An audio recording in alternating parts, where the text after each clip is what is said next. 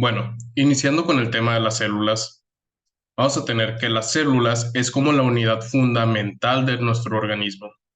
Es decir, nosotros tenemos un organismo complejo y ese organismo está constituido de múltiples células. No todas las células van a ser iguales, no porque todas sean células son iguales, ¿no? Porque van a cumplir con diferentes funciones y esas funciones son debido a ciertas características. Por ejemplo, el hígado tiene una función, ¿no? Y el hígado está compuesto de pequeñas células, al igual que el páncreas tiene una función y también está constituido de pequeñas células. Vamos a tener que el tejido adiposo, que es la grasa, vamos a dibujar como una bolita, está constituido de células y no por ello tienen la misma función, porque cada célula es diferenciada para tener una función en específico.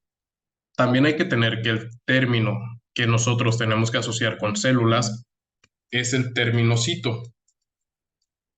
Entonces, siempre que ustedes vean la palabra cito, va a hacer referencia a lo que es célula. Si ustedes les hablan de un hepatocito, estaríamos hablando de una célula del hígado. ¿Por qué? Porque el término hepato significa hígado. En este caso, citocélula y un hepatocito sería una célula del hígado.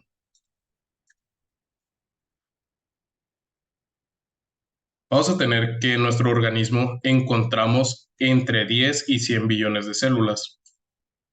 Tenemos que existen diferentes tipos de células con diferentes funciones y características. Tenemos desde células cartilaginosas, células adiposas, que vemos aquí que tienen un gran espacio aquí para el almacenamiento de las grasas, de los triacilgliceroles. Tenemos células nerviosas, que son como redes, células óseas, células sanguíneas, células epiteliales, células musculares y secretoras también. Las secretoras las estaríamos relacionando con glándulas principalmente.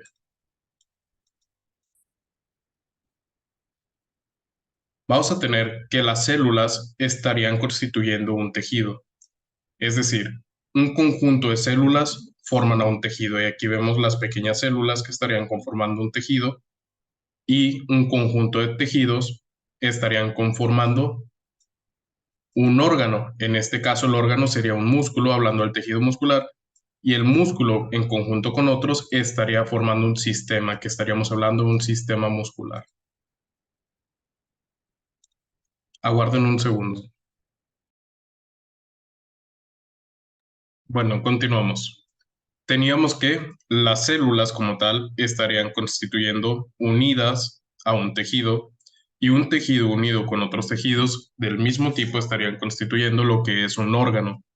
En este caso, como estábamos hablando de lo que era el sistema muscular, el tejido muscular forma músculos, que es el órgano, y varios músculos forman el sistema muscular.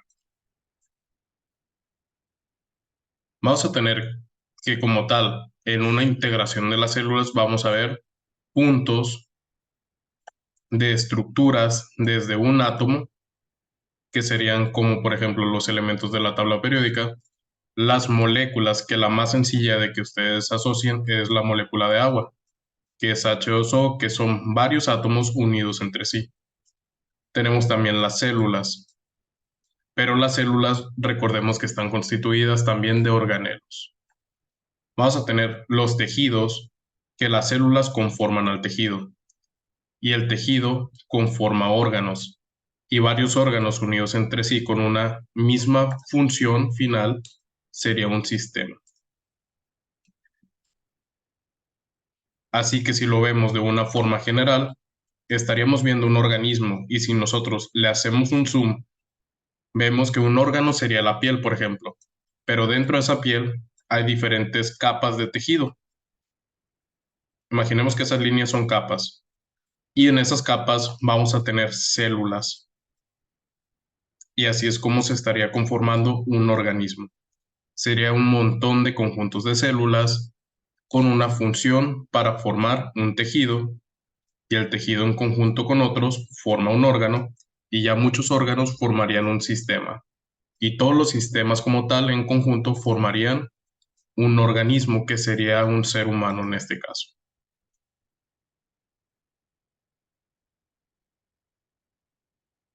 Vamos a hablar de los organelos.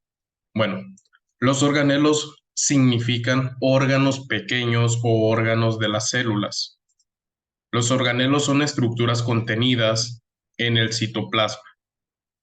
A veces hay una gran diferencia entre lo que es el citoplasma y el citosol. El citoplasma hace referencia únicamente a la sustancia. Cuando ustedes vean la palabra citoplasma, habla de líquido, porque el término plasma es un líquido como viscoso espeso. Y hablaríamos del líquido que se encuentra en la célula. ¿Por qué de la célula? Porque también existe un nucleoplasma. El nucleoplasma sería el líquido que se encuentra dentro del núcleo.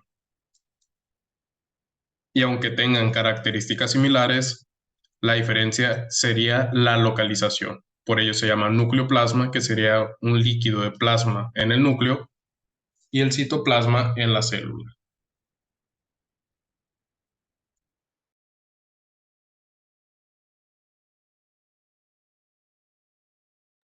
Vamos a tener que estos organelos que vamos a abordar son principalmente células eucariotas.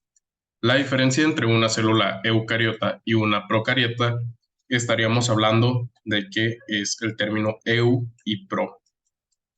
¿Qué significan estos términos? Son cosas que nosotros vamos a abordar mucho en este curso. ¿Qué significan las palabras? Eu significa antes. Así que si ustedes están tomando notas en estos momentos, anoten también estos tipos de términos, porque hay veces que les vienen otras palabras con los mismos términos y así al menos saben qué significa. Eu significa antes y el término pro significa, perdón, ando confundiendo. Eu es verdadero y el término pro significa antes. ¿Qué significa? Que las células eucariotas van a ser las células que tienen un núcleo verdadero. ¿A qué nos referimos con un núcleo verdadero? Es este núcleo bonito que ustedes ven aquí, circular, con una membrana, está delimitado, tiene una forma muy bonita. Ese sería un núcleo verdadero. Mientras que las procariotas serían antes del núcleo. Las procariotas no tienen un núcleo de esta forma, no tienen una forma específica y tampoco está delimitado por una membrana. Esa sería la principal diferencia entre células eucariotas y procariotas, además de que nosotros estamos constituidos de células eucariotas que tienen un núcleo verdadero, mientras que las células procariotas son principalmente lo que conocemos como bacterias. Cabe mencionar también que el término de la célula animal y vegetal no necesariamente una es procariota y otra va a ser eucariota. No, también las células de plantas o vegetales también suelen ser eucariotas. Vamos a tener primero el núcleo. El núcleo se concibe también como el cerebro de la célula, ya que dentro del núcleo se encuentra algo conocido como ADN. ¿Qué es el ADN? El ADN, el ADN como tal viene siendo toda la información que nosotros tenemos para codificar proteínas. ¿Qué significa codificar proteínas? Imaginen una proteína de su organismo, por ejemplo, el colágeno, la elastina, vamos a tener enzimas específicas en el cuerpo.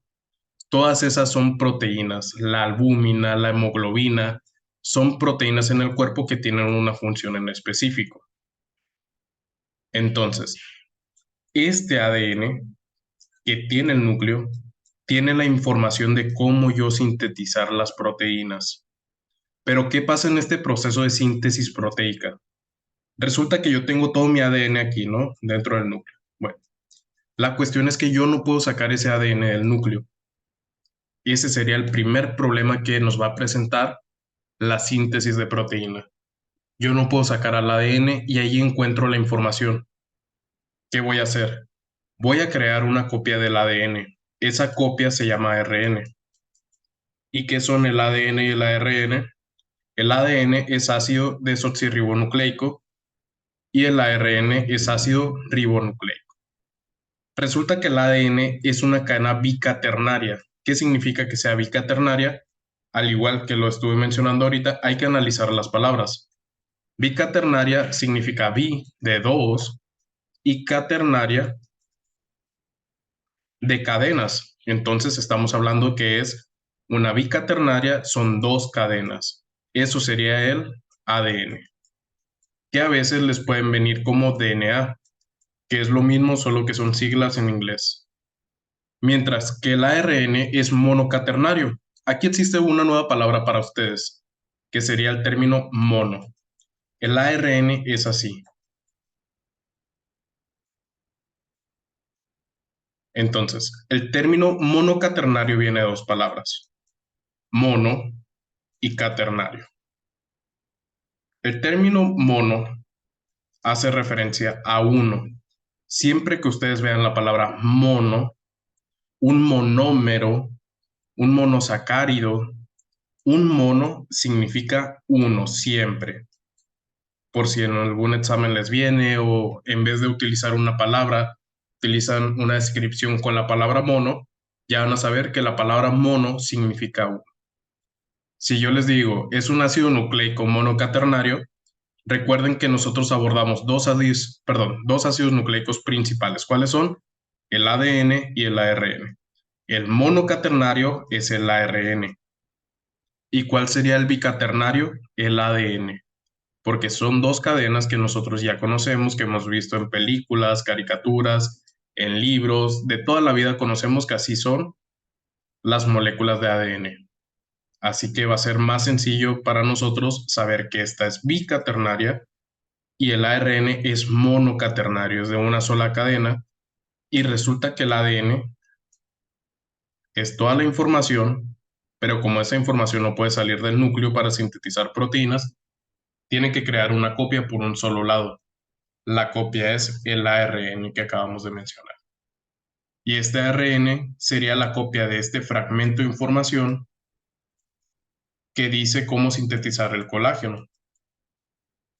Es un ejemplo, ¿no? Puede ser cualquier proteína. Entonces, este ARN puede ir a un organelo que se encarga de la síntesis de proteínas para sintetizar la proteína específica. Pero ¿por qué hablamos de un solo fragmento? Porque resulta que el ADN puede medir metros. Imaginemos que es así, una hebra de ADN. Entonces, la información para sintetizar lo que es el colágeno es solamente un pequeño fragmento. Este pequeño fragmento es conocido como gen.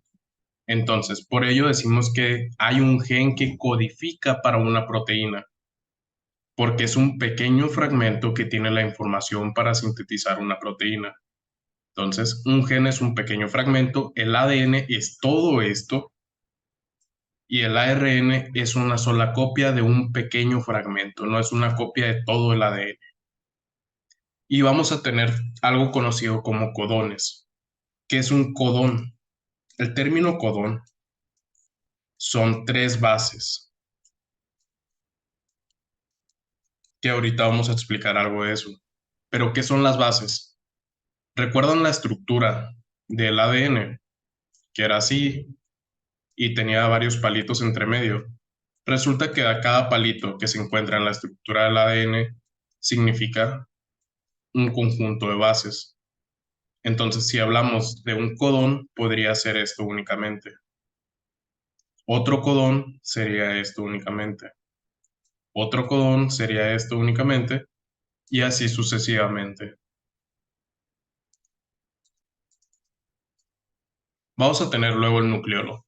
El nucleolo podría también concebirse como el núcleo del núcleo. Este va a estar muy asociado con la síntesis de ribosomas. Los ribosomas necesitan algo conocido como ARN ribosomal para crearse. Pero antes de ustedes entender todo esto, quizás en histología, cuando lo lleven, o en embriología, o en medicina, en biología molecular más bien, antes de abordar todo esto ya más específico, ustedes tienen que conocer lo que es un ribosoma y por qué viene de aquí. Viene porque es aquí donde se encuentra el ARN ribosomal, pero aún no sabemos qué es un ribosoma. Aquí está una imagen a microscopio electrónico y aquí vemos la estructura. El nucleolo es como el núcleo del núcleo. Entonces, si este es el núcleo, significa que este líquido, ¿cómo se llama? Nucleoplasma. Ese es el líquido del núcleo, lo que está dentro del núcleo, en esta bolita, por así decirlo, en este núcleo del núcleo, estaríamos hablando del nucleolo. Ahora sí, pasando a lo que es el ribosoma. El ribosoma dijimos que se sintetizó gracias al nucleolo, que es el núcleo del núcleo. El núcleo sería como la parte central de lo que es la célula. El nucleolo es la parte central del núcleo. Y el ribosoma como tal se sintetiza gracias al nucleolo, porque ahí se encuentra el ARN ribosomal, que en este caso el ribosoma se asocia con la síntesis de proteínas. Con la síntesis de proteínas, ¿y cómo recordarlo? Normalmente siempre les recomiendo recordarlo por la R, porque en la palabra proteínas suena mucho la palabra R. Entonces, la R de proteínas de la segunda letra de la palabra se asocia con el organelo que es ribosomas y estos se encargan de la síntesis de proteínas. Pero ¿cómo sintetizan las proteínas? Bueno, recuerdan que dijimos que el ADN era toda la información que nosotros teníamos en nuestro organismo para sintetizar cualquier proteína que nosotros quisiéramos, pero el único problema era que no podía salir del núcleo. Bueno, recuerden que a ese ADN le sacamos una copia, que era el ARN. Para ser más específicos, esta copia del fragmento o del gen se llama ARN mensajero. ¿Por qué se llama mensajero? Porque resulta que lleva el mensaje desde el núcleo hasta el ribosoma, porque el ADN no puede salir. Y como va a llevar este mensaje hasta el ribosoma, se llama ARN mensajero. Resulta que el ribosoma tiene dos subunidades, una grande y una pequeña. Lo que es el ARN mensajero va a pasar por en medio de las dos subunidades. Entre medio de las dos subunidades se va a leer este ARN. Vamos a tener que el ARN dijimos que era así, era una cadena monocaternaria, ¿no? Significa que era de un solo lado. Las bicaternarias eran doble cadena. Entonces tenemos que es así y se va a ir leyendo de tres en tres. Entonces, leemos tres bases, que es un codón. Entonces, en el ribosoma, cuando el ribosoma lo lee, es como un chef. ¿Qué hace un chef cuando no conoce qué platillo preparar? Agarra la receta, ve los ingredientes y dice, ah, bueno, leo esto, que serían primero leer estas tres bases, que es un codón. Los leo y digo, ah, primero va el pan. Bueno, sería lo mismo al momento de sintetizar una proteína. Es decir, primero va este aminoácido, luego va este otro aminoácido y sucesivamente. Pero, ¿qué son los aminoácidos? Bueno, las proteínas, nosotros quizás ya estamos más familiarizados con ellas, de que decimos, no, bueno, es una molécula que está asociada a las carnes, a músculo, a alimentos de origen animal, pero también tenemos que entender que vienen siendo estructuras que están conformadas de otras estructuras. Porque recuerden, la célula está conformada también de organelos. Los organelos de moléculas, las moléculas de átomos, al igual que aquí. Estaríamos hablando que una proteína, que puede ser colágeno, puede ser elastina, puede ser hemoglobina, proteínas que quizás nosotros ya conocemos como la albúmina también, están conformadas de moléculas más pequeñas. Estas moléculas más pequeñas son conocidas como aminoácidos. Entonces, ¿de qué están conformadas las proteínas? De aminoácidos. Entonces, tenemos que esto sería una proteína en formación, apenas inició a formarse. Y cada perlita aquí de esta proteína, de este collar de perlas, por así decirlo, viene siendo un aminoácido. En los libros a veces abrevian aminoácido de esta forma, A mayúscula y una A minúscula. Entonces, Una proteína está conformada de aminoácidos y estos se van a ir añadiendo de poco en poco. ¿De qué forma? Cuando el ribosoma va leyendo el ARN mensajero, lee un codón que serían tres bases y dice, primero pongo la metionina, la va a poner. Lee las siguientes tres y dice, pues ahora sigue la fenilalanina, que es otro aminoácido, la voy a poner. Todavía no hemos abordado el tema de aminoácidos, así que no se preocupen si no conocen los nombres. Leemos las siguientes tres y decimos, ahora va el glutamato. Ponemos un glutamato enseguida. Leemos las siguientes tres y decimos, no, pues ahora va una alanina. Ponemos la alanina también. Y así sucesivamente hasta tener una cadena muy grande de aminoácidos que estaría formando una proteína como tal. Y todo es gracias al ribosoma que empieza a leer al ARN mensajero, que es una copia de un fragmento de ADN. El fragmento de ADN para una proteína se conoce como gen. Así que normalmente cuando ustedes vean también alguna enfermedad, alguna patología que se asocia con una proteína, muy probablemente esté asociada a un gen, porque si el gen está mal, la proteína se va a sintetizar mal, porque imaginen, si se sacó una copia de ese gen, significa que el ARN mensajero viene incorrecto. Aunque sea un solo aminoácido el que venga incorrecto, esta proteína ya no va a ser la misma. Así que el ARN mensajero tiene que ser muy específico. Cuando viene el ARN mensajero dañado o mal sintetizado, mal copiado, ¿qué va a pasar? La proteína va a estar mal hecha. Y hay de dos aquí. O te produce una enfermedad al sintetizarla mal, o tu organismo la va a destruir. ¿Por qué? Porque a tu organismo no le sirve esta proteína si la sintetizas mal. Es por ello que los procesos de síntesis de ARN mensajero a partir del ADN son muy específicos.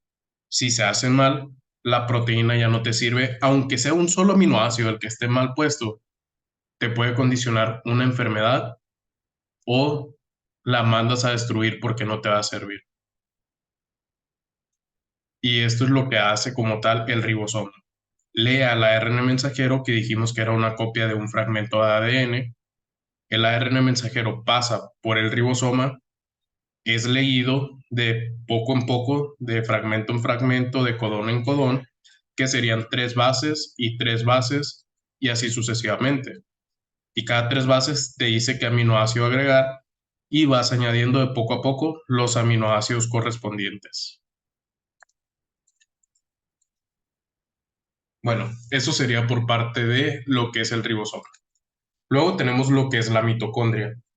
La mitocondria, aquí viene un concepto como muy general y no muy correcto. Vamos a tener que dice, produce energía de los alimentos. No es así como tal, sino que en la mitocondria existen dos procesos principales de los que vamos a hablar ahorita. Algo conocido como ciclo de Krebs y algo conocido como fosforilación oxidativa. Resulta que a veces hemos escuchado de que el ciclo de Krebs te produce toda la energía del cuerpo, ¿no? Quizás en sus clases de preparatoria, secundaria o de cualquier nivel hayan escuchado eso, pero eso es incorrecto. Al igual que se ha hecho muy famosa una canción que es del rap de ciclo de Krebs, también la canción es incorrecta. En ciclo de Krebs no se produce ningún ATP. En realidad, el ATP se va a producir a partir de un proceso conocido como fosforilación oxidativa y los dos se encuentran en la mitocondria. Así que no es incorrecto decir que la mitocondria te produce la mayor cantidad de ATP en el cuerpo, pero sí es incorrecto decir que el ciclo de Krebs es quien te produce todo el ATP. Cuando el ciclo de Krebs lo que hace es activarte otra vía, que vamos a poner aquí. Krebs se da que es un ciclo que se va a ver mucho más adelante, te activa algo conocido como cadena transportadora de electrones y la cadena transportadora de electrones ya te activa a la fosforilación oxidativa. y la fosforilación oxidativa ya te produce la mayor cantidad de ATP que puedes producir en tu organismo. Entonces, ¿cuál es el proceso principal para la producción de ATP en nuestro cuerpo? La fosforilación oxidativa. Pero antes de eso tuvo que haber un ciclo de Krebs, tuvo que haber una cadena transportadora de electrones, tuvo que haber la fosforilación oxidativa y ya en la fosforilación oxidativa formamos el ATP. Pero también antes de continuar y estar hablando de ATP, quizás estoy hablando en chino para ustedes. Así que explicaré también lo que es el ATP. El